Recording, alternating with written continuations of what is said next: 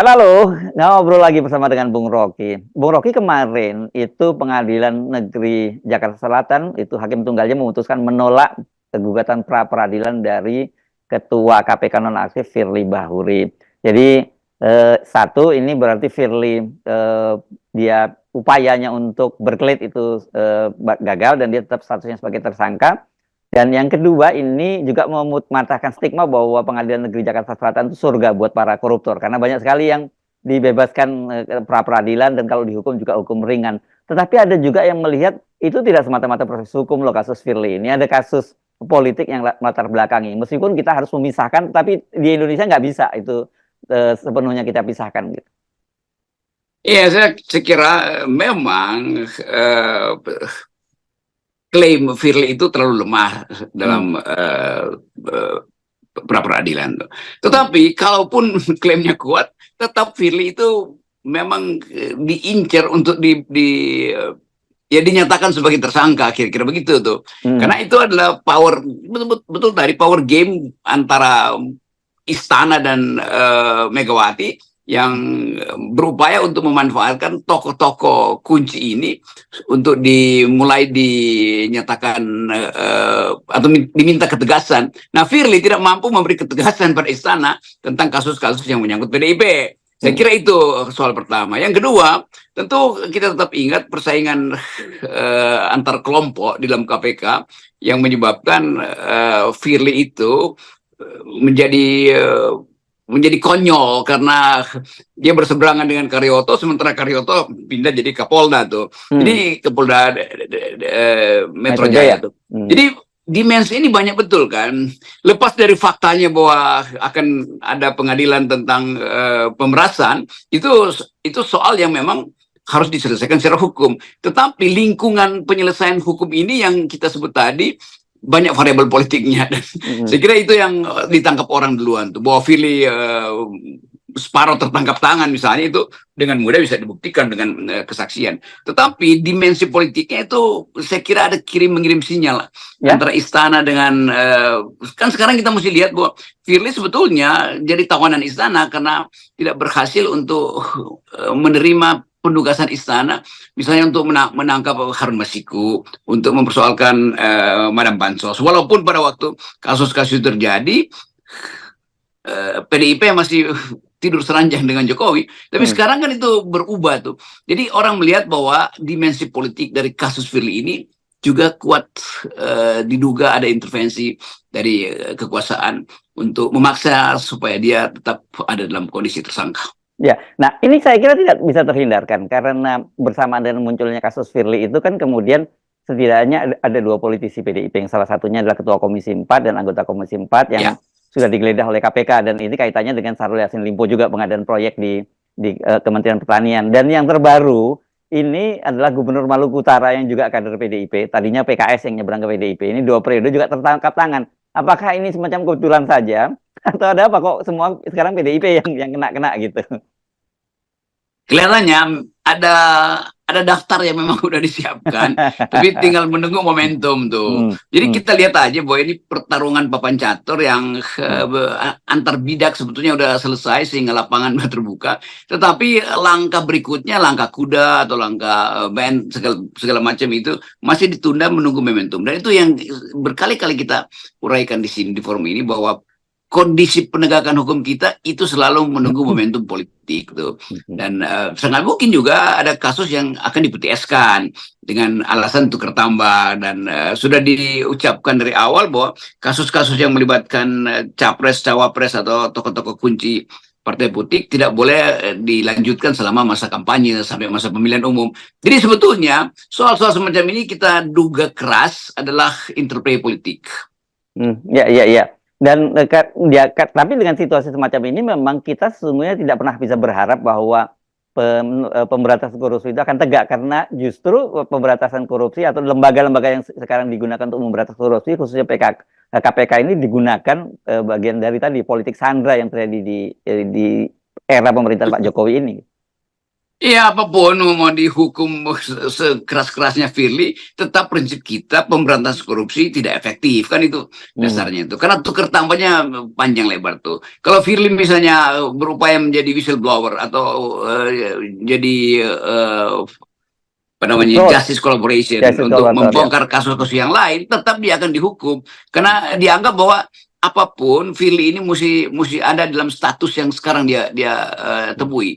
Tetapi buat publik sebetulnya kan publik mengetahui bahwa Firly mengetahui banyak hal yang belum dia selesaikan di dalam kasus PDIP atau di dalam Polri sendiri. Ya buka aja. Hmm. Tapi kita ingin bebankan itu pada Firly sambil menghitung Firly mampu nggak secara mental atau secara moral melakukan counter attack dengan konsekuensi bahwa dia juga akan dibongkar lebih dalam lagi kan. Ya, Tapi bongkar-membongkar ini justru yang ingin dilihat oleh masyarakat hmm. supaya ke depan kita bersih betul-betul. Jadi Firly bisa buka buku putih, buku merah, buku hijau yang ada di lemarinya sebetulnya, dan Hmm. itu akan memperlihatkan bahwa oke, Saudara Firly dalam keadaan pesakitan tetap dia bisa dimintai tolong untuk membereskan kasus-kasus yang sementara ini ada di dalam file KPK tapi nggak bisa diungkapkan atau nggak bisa diproses karena tekanan politik. Minimal itu yang kita tunggu dari Saudara Firly Bahuri. Ya, kita tahu bahwa posisinya Firly bersama dengan ditolaknya pra peradilan ini kan semakin melemah begitu ya, Bung Rocky. Posisi tawarnya juga makin melemah. Tetapi saya kira kan sebenarnya orang seperti Firly sekarang posisinya harusnya nothing tulus kan. Dia tahu bahwa dia akan menghadapi hukuman. Hukumannya lumayan berat loh, Bung Rocky, ini terberat bisa sampai seumur hidup dan paling rendah 4 tahun. Artinya selesailah karir Firly itu. Ya Firly harus berhitung. Kalau dia misalnya ingin justice itu diedarkan kembali, maka dia harus ambil risiko itu. Karena dia di penjara, dia bisa buka satu persatu kan. Tapi kalau dia melemah, akhirnya orang anggap ya udah Anda sebetulnya dari awal nggak mampu untuk menegakkan integritas tuh. Dan itu akan membuat catatan buku hitam atau catatan buruk biografi Firly akan makin panjang kan. Lain kalau dia bilang oke, saya tahu memang saya bersalah, saya tunggu keputusan, tetapi saya juga ingin menerangkan pada publik bahwa selama periode saya itu begitu banyak tekanan politik. Kan itu sebetulnya balancing itu yang paling tidak bisa menyelamatkan sedikit energi kita untuk meneruskan KPK sebagai satu-satunya lembaga yang dimandatkan oleh reformasi untuk memberantas korupsi. Ya, ya. Tetapi kalau toh sekarang kemudian KPK melakukan tangkap tangan, melakukan juga penangkapan sejumlah orang, tetap saja saya kira berat ya untuk memulihkan citra KPK ini karena orang paham bahwa ya bukan persoalan semata-mata KPK-nya, tapi bagian dari rezim penguasa yang ada sekarang. Betul, jadi satu paket pemilihan presiden baru juga adalah pembaruan di dalam KPK, di dalam KPU segala macam. Jadi memang kalau terjadi perubahan politik melalui pemilu, ini semua institusi yang pernah didesain sebagai institusi reformasi harus di-redesign. Karena di dalamnya karat-karat korupsi, karat-karat sogok menyogok, karat-karat arogansi, karat feudalisme kan. Semua kapasitas negara akhirnya berhenti karena kemampuan tokoh-tokoh yang memimpin lembaga-lembaga itu betul-betul jauh dari standar etik yang kita inginkan. Dan ya saya kira memang tidak bisa dilakukan perubahan secara parsial begitu ya, Bung Rocky, katakan dengan memperkuat undang-undangnya dikembalikan seperti dulu. Selama penguasa, rezim yang berkuasa itu memang tidak punya political will soal itu, saya kira juga akan terus terjadi hal-hal semacam itu yang terjadi sekarang ini. Iya betul, dia nggak mungkin ada penyelesaian parsial itu.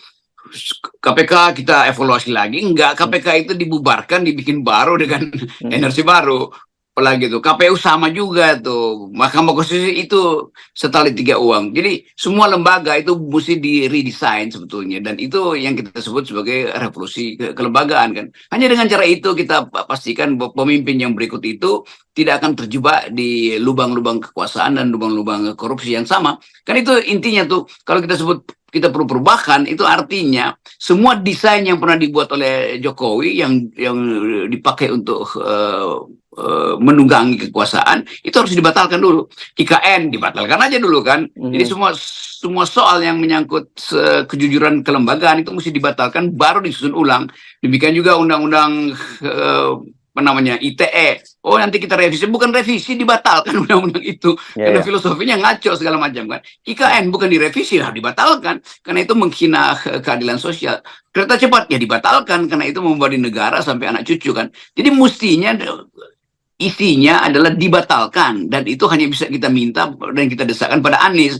Jangan Anies bilang nanti kita evaluasi, bukan dievaluasi, dibatalkan.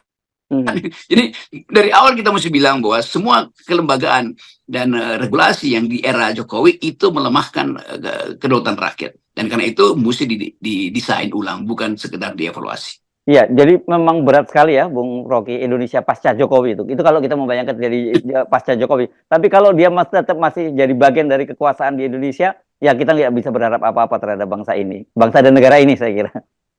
Ya kita ingin itu terjadi itu. Walaupun Pak Prabowo tetap mungkin menyimpan strategi bahwa udahlah nanti kita beresin sama-sama nanti. Tetapi dari sekarang mesti ada sinyal bahwa kepemimpinan Jokowi itu memberantakkan demokrasi, merusak institusi dan itu tidak bisa dibayangkan bahwa Jokowi sekedar berupaya untuk ya mewariskan kekuasaan pada Prabowo. Tidak, dia berupaya untuk mempertahankan cengkraman dia dalam dinasti politik keluarga itu kan. Jadi kita mesti pastikan bahwa penghalangnya ini adalah Presiden Jokowi, penghalang kemakmuran adalah Jokowi, penghalang demokrasi adalah Jokowi, penghalang masa depan generasi sekarang adalah Jokowi. Kan itu mesti lengkap di kepala kita. Nah mestinya kelengkapan berpikir itu ada di kepalanya Ganjar supaya Ganjar bisa dengan kualitas berseberangan mengajukan tesis-tesis alternatif. Kan itu sebetulnya yang namanya persaingan politik. Yes, dan tetapi kelihatannya meskipun tiap hari ya Anda kompori terus pun ternyata tidak punya kemampuan itu, tidak punya kapasitas untuk melakukan perlawanan semacam itu. Sudah semakin hopeless kalau kita lihat dari hari ke hari. Ya udah satu kata aja, cemen gitu. Itu mending ketua-ketua BEM tuh yang gantiin Ganjar kan. Karena orang cuma mau lihat Ganjar itu Soekarnois atau ya sekedar ismenya atau sekedar ngaku-ngaku Soekarno, tapi pengertian-pengertian patriotik Soekarno, keberanian Soekarno untuk mempertahankan pendapat, keteguhan prinsip-prinsip dia dalam berhadapan dengan dunia kapitalis, kan itu yang mau diujikan pada Ganjar. Jadi jangan sampai Ganjar sekedar membawa nama Bung Karno tapi nggak ngerti etik dan sikap politik Bung Karno yang tidak pernah yang selalu konsisten. Yes, oke, baik. Terima kasih Bung Rocky. Yep. Tetap kita 0%. Kembali lagi ya. Thank you. Yeah. Oke.